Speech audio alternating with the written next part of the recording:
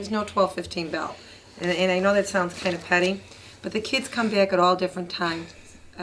When Mr. Barrias was hired to be principal of Thurgood Marshall, discipline was a major problem. Well, the first thing he did was hire a teacher in a position as a disciplinarian.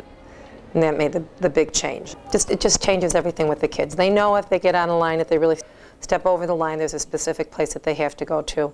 The teachers also know when you really need someone, they're here, someone whose main job is to know the discipline code. So I said, okay, you know that the primary responsible person in this building for discipline is you. So we need to work on it. We had 5 teams at that point. So I told each team, get together, brainstorm for 20 minutes, and come up with 7 discipline rules that they could enforce. So when they came back to me, they had about 40-some rules, but most of them were repetitive. So we started eliminating them until we came out down to 7 discipline rules. And immediately after that, we printed them out, we blow them up in a big poster, and we place them around the building. I think a lot of our changes were administrative. You know, Mr. Barrias came in and said 0 tolerance means 0 tolerance. It doesn't mean, oh, you can do it this time, oh, you can do it this time. It means no. So what would 0 tolerance mean? Armando? Not to put up with something bad or something? Not to put up with something. But you haven't said it's bad. Might be good. Okay? Sean, what were you going to say? You can't stand it? Can't stand something, okay? Fred? A major challenge was dealing with the influence of gangs in the neighborhood. Often, students wearing gang colors would lead to conflicts. I didn't come up with it.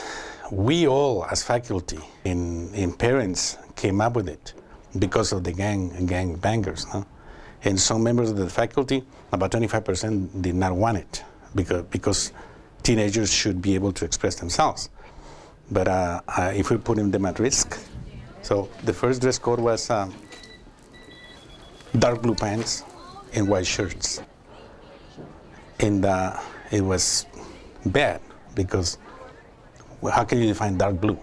So it has evolved until we decided to say, okay, it's going to be blue and white. I don't care what blue is. Gradually, Mr. Barrias was able to build a collaborative faculty that supported each other. The result was a more engaging curriculum which improved school climate. That is absolutely correct.